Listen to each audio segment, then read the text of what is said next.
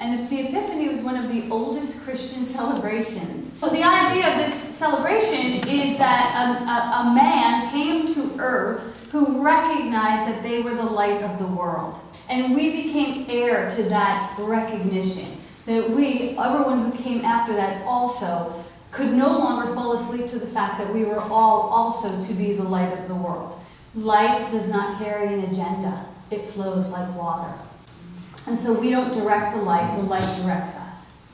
And so that song, I will go where he sends me. You know it? How shall he send me? I will go. One by one was a little bitty baby, lying in the manger, born of Bethlehem. Okay, very good. but that's it. You know, the little bitty baby came, born in this very meager, humble place, as the light of the world. Didn't make any sense whatsoever. And then we said, okay, so this is a possibility for us, because this is not an exception, it's an example. But somehow, along the way of life, we got hung up, strung out, and caught up, and we forgot that we were the light of the world. I mean, we knew that this is who we came to be, but we got caught with desires of wanting something more than being the light of the world. Joseph Campbell says, we must be willing to let go of the life that we have planned so that we could have the life that's waiting for us. This past week, Will and I went up to Madeline Island to have a little away time. Promptly got our car stuck in the snow. And it was like stuck. And we tried everything. We were like putting boards underneath it, we were banging stuff into it, we were doing all kinds of stuff. But the one thing we didn't do is we didn't think it was a problem. We were just like, oh, well, we're stuck. So let's just do the next right thing. We just started bringing our stuff into the house and we left it there. We literally left the car where it was. We just walked in. This is the choice. At any given moment, everything is happening. The endings and beginnings are so close together you can hardly recognize one from the other. The breath contains the inhale and the exhale. There's openings and closing all the time. And we want to say it's a closing, it's an ending, it's bad. But really it's always a fresh new beginning and another possibility. And this is life. We raise our babies and hold them close to us so that we can let them go and kick them out the door. You know, babies are born and people die, and all of this is happening on the tapestry of life. And this is the thing not to get caught up in. You know, this is still the thing that we're supposed to experience great light around. And there are spiritual tools that will help us to navigate our way with greater light. One of them is the third step prayer. God, grant me the serenity to accept the things I cannot change, the courage to change the things I can, and the wisdom to know the difference. So making peace with the ebb and flow of life, and learning to be in harmony and humility and open-mindedness around it all so that we can navigate this interesting choreography of life. It's like you ever try and learn a dance that you don't know and you feel awkward and weird? This is us every day in life. You know, as an actress, they gave me a script, they put on my makeup, they told me what to wear, and they lit me really well. This is not life. We're all kicked out of the house and like whatever we can figure out that matches, and there's no script, and we're like, oh, we're improvising the whole way, you know? And so we have to forgive each other for stepping on our toes. Humility, harmony, open-mindedness, H2O, to be like water. So I love that Raven brought this water meditation this morning. Water is very humble. You know, it takes the form that you ask it to take. You pour it into a thimble, it says yes. You pour it into a cup of tea, it says yes. It doesn't argue. Eagle, you know, I want to be more than this. Ego hates humility. Ego is filled with the self. And humility is empty for God. So you can decide any given time, like, am I fill up with myself? Am I looking at things from the eye? And we don't want to be humble. I don't want to be humble. I remember when I first got to the 12-step program, they started touting, you know, humility, and I was like, well, I can skip that one because that's never going to, you know, take root in me. I am not a humble person. I didn't see the benefit of it. I was like, what's humility going to get me? And right there is the problem. The question is the problem. Me. You know, anything that's about me is a problem. Lesson 4 from A Course in Miracles says, let go of the meaning that we've given everything. Which sounds crazy. How the heck do we let go of all the meaning that we've given everything? I like to know what everything is. My ego likes to compartmentalize it, file it, and put it behind me. Done that, been there, know it. Right? So to let go of everything that we give the meaning to, and it says, why do we do that? And Jonna asked a great question. She said, I've read a lot of books. We're supposed to work with our thinking. It's supposed to be creative thinking. Like, how am I supposed to let go of my thinking when this is the way that I've walked my way out of hell? Yes, yes, yes, yes. It is our thinking. But eventually we use our best thinking to move us out of hell, and then we surrender that thinking to the divine, because we cannot output God. And so our very best thinking is a shadow on God. And my script, my agenda would lay a shadow on God. Why? Because I have a big shadow of a doubt that there is a God and that He's for me or that she's for me. So I have a lot of mistrust around this concept of God. So I keep pulling back my own scripts. And my negative thoughts are literally blocks to God. So both of these thoughts of mine will bring me to blindness. I will not be able to see clearly. You want to be the channel that light flows through without your own agendas. Good luck with that, as Carol would say. Good luck, everybody. We have heard this a million times before. We'll say it a million times again. The Lord is my shepherd, I shall not want. Why? Because when I make the Lord my shepherd, I don't need to want for anything. I'm given everything. So you think, look, I don't have to want, like I don't have to strive. I don't have to strive for what I need. The world has groomed us in striving. How can I give that up? It says, no, you don't have to strive. You can strive if you want to, but you don't need to. It's a choice. You can make this look hard if you're into that kind of thing. And I know that. I did that. When I was in Los Angeles as an actress, I wanted. Like, I wanted with every cell in my body. I was like, I want this job. I want this career. I want to be bigger than the thimble. Don't you know who I am? We've all been there. And so I would go to every audition, and I would get coaches, and I would spend my attention in my wanting, and even with all of my best efforting, a lot of times I didn't book the job. So when I go to the idea, the spiritual principle, God, grant me the serenity to accept the things I cannot change. I cannot change the fickleness of an industry that has many variables in it that I don't even understand. It's a lot of variables. It has nothing to do with how much I want it. But if I focused on the love that brought me to my craft, if I focused on just that love, not on the results of what it would get me, but just the love that brought me to the craft, then every opportunity was a joyful endeavor. Then I wasn't getting the job. I wasn't focusing on getting the job. I was focusing on doing a good job in the audition. And that changed everything. Because I no longer had this stank of desperation on me.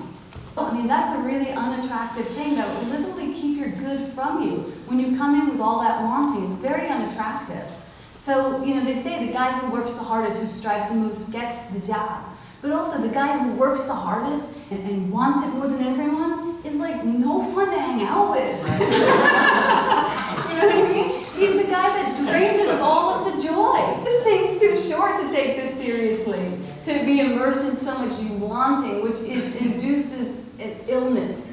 It induces illness because we move into the illusion that something is missing and we got to get it because God's not to be trusted. So, God, grant me the serenity to save myself from my own wanting that drives me to obsess with the outcome while sacrificing the joy of the journey.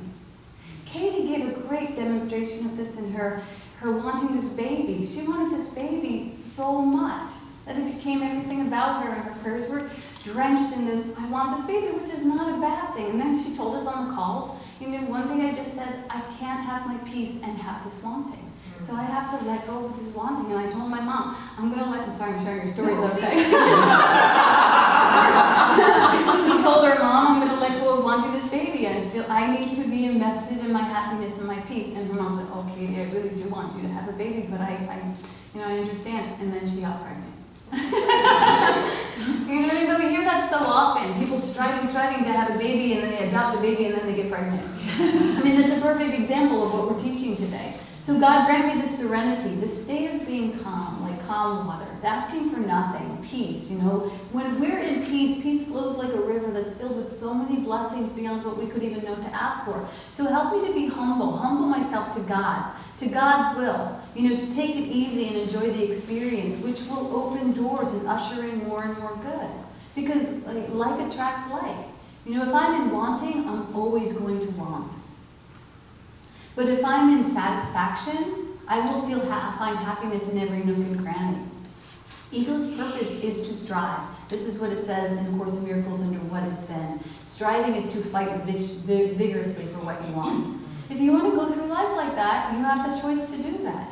But today we all came to this conversation because there's a place within you that already has accepted, no, I don't want that. So if I'm going to make an effort, and you might join me in this year, if I'm going to effort towards anything, I'm efforting towards God. More God, less me. You know, because as insane as it sounds, God does know me better than I know myself. And I never know my own best interests. In the morning, the prayer that I do, one of the prayers that I do is, God, offer myself to thee to build with me and do with me as thy will. Take away my difficulties, that victory over them will bear witness to those that I would help of your glory, your power, and your way of life. May I do your will always. Maureen's will only got me so far. And it's scary to step out and do God's will. So, but when I ask to do God's will, I'm asking for what's the optimal idea. And in that optimal idea of God's will, nothing of me is required. Oh my gosh, are you kidding me? No efforting? I need to do nothing? I can just float in the river of God and live in the harmony with all things and not try and grab? This is really hard to dismantle that addiction from the ego. You know, the ego wants to understand. Lesson 3 in A Course in Miracles that we covered, it says to us to say, I do not understand anything I see. That will just fracture your whole brain. You know, it's like, what do you mean I don't understand? I understand what's going on. I know what's going on here. But that's the ego. The ego wants to know and grasp and grab and define. So to say, I don't know, actually ushers us into the mystery. And it's almost like when we go to the ocean and we say, I want to understand the ocean. We get to the ocean and we look at the ocean and we study the ocean from outside of the ocean and we write on the ocean and we share about the ocean, and yet we never even scratch the surface of what the ocean is. Right. And then we get even closer and we walk in up to our knees and we're like, okay, I got the ocean, I'm figuring it out. It's like water, it's wet, it's rough, and still we do not know anything about the ocean. And then finally we dive all the way into the ocean and we're swimming around and it lifts us and then it levels us. You know? And we're like, oh man, I'm learning about the ocean, but now I know I will never know the ocean. I've accepted I will not know the entire ocean. Can I still be in harmony with all that is and not have to know? This is the same with God. This is how we're supposed to approach God. This is how we're supposed to approach our lives. To be open to the mystery. And to not try and tell anybody about God. You got to dive into God. You know, just let people go as they go. You know, and just say, I'm diving in. I don't know about you, but I know I will still never know the ocean. You don't need to go any place to experience this awareness. It can happen right here and right now. And what will happen is you'll say, I want to know more God. And then an experience will happen that will rub up against you. And you will say, I don't like this. And you will decide in that moment, do I freeze? Or do I get fluid with this? Will I be a victim to it, or will I be an adventurer? You know, oh my gosh, we're stuck in the snow, we're on an adventure. But the thing happens, when this thing happens and I don't get rigid and I decide to get fluid, what begins to happen is we go, oh, right there, I want to get rigid, right there. And so right there is where I want to get rigid. I have found the circumference of my ego and my consciousness. And now if I stay fluid with it, I can breathe it into a greater expansion. So we don't want to negate the invitations to erode our ego. They will come. They will come and they will come and they will come. But we do get to decide how we're going to navigate with it. So living in harmony sounds easy until you hear the song that's playing. And then you're like, well, I don't know. I don't want to keep harmonized with that song. So the first step to learning how to harmonize with everything is to get still and to really listen. And not listen to the song, but listen to the message beneath the song. Because if I'm still listening from I don't like this, I'm coming from I. As opposed to how is this song for us? And then I come from we. This could be an adventure. This does not require a meditation when we talk about getting still, but meditation never hurts. But it actually means being focused and present, to really be present on what is. And the things that will take us out of that focused presence is gossip, is running people down, is running ourselves down, is addiction to fear. And the addiction to saying, like, this is not how I planned it. If you ever feel yourself going, this isn't how we planned it, this isn't how it's supposed to go, then you know that God just moved you out of the way so that she could write a better story. And you could go, okay, this is going to get interesting. Joyce Meyer says, patience is not the ability to wait, but how you act while you're waiting. So we get to wait on God's plan. And when we wait on God's plan, it welcomes in the seamless synchronicities that support our highest and greatest good and the highest and greatest good of all. The river knows its course. We enter into the river and we get to go with the flow. The river is the one that holds the wisdom. And it said that in that recording today on the meditation. There is a natural course to your life that you can trust. It has nothing to do with your plans. Your best plans avail you nothing. Lay down your plans. Did you plan to fall in love with that man? You didn't plan that. Did you plan to get pregnant? No. Many of you think you planned to get pregnant, but you didn't. Those things just happen. I know for me, I did it, and they all came anyhow. Or even if you did, if you wanted to have children, and you say, I plan to have children, and then you find out you can't have children, and then you end up adopting. Did you plan for that? And then your adopted children are the ones that were supposed to be yours all along? Did you plan that? No, did you plan to be gay? Did you plan to be addicted? Did you plan to grow up and get cancer? No, you didn't plan that. We didn't plan these things. There's a plan. There's a plan that's in place for our spiritual evolution. We don't have to fight it. We can be in harmony with it. Because all of those things that we didn't plan, somehow they ended up blessing us. How did that happen? The thing that we wanted to fight and condemn, it seeped in anyhow, and it baptized us, and then it blessed us. And we were like, wow, this is what I was fighting. There's blessings in everything. We just don't know our own best interest. But if we're fighting with something, we can be sure that we are negating the possibility of this thing blessing us. So just be brave with those unplanned opportunities and embrace them and say, yes, I can be at peace with this. We've all taken this path before. All of us have already taken this path of what we call least resistance. And we've come like water to what life's wily waves. And we've just said, I'm just going to go with the flow. And we've come across the blocks and the boulders of our own lives. And we've seen how grace has enabled us to, make our way through and over and around these things that we thought were going to damn us. So we acted like water in the places that we act like water that really served us and served everyone else.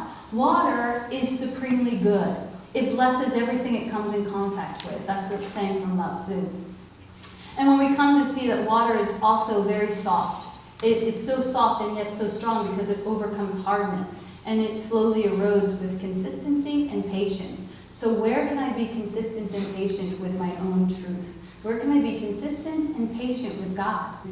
We are all capable of navigating these beginnings and these endings and being blessed by them. We're up against this new decade where we can let go of everything that no longer serves us and move into a greater degree of humility to allow God to move mountains in our lives, harmony, to really commit to being one with all things and grateful for all things as they come to the door, and open-mindedness to not know what anything is for. When we got stuck in the snow, the very last resort was like, we can't do it. We surrendered. We're like, we have to call our friend Bob. And Bob is such a great guy. Like, I could hear his voice beaming through the call. He was like, are you kidding me? I would love to pull you guys out. I'll be there in 10 minutes. And we were like, never heard someone be so enthusiastic about pulling anybody out before.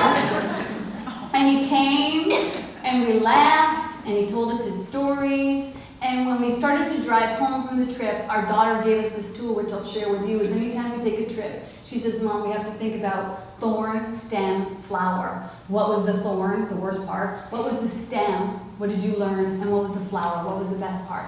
So Will and I were thinking about the thorn, and I thought, well, for a second, like, remember when we got stuck in the snow? And then we were both like, that was the best thing that happened. So imagine if your thorns actually are the roses that you're not seeing them as roses yet. Today, we're going to let go of all of our planning. I know that sounds crazy because we've done so many vision boards. And we're doing all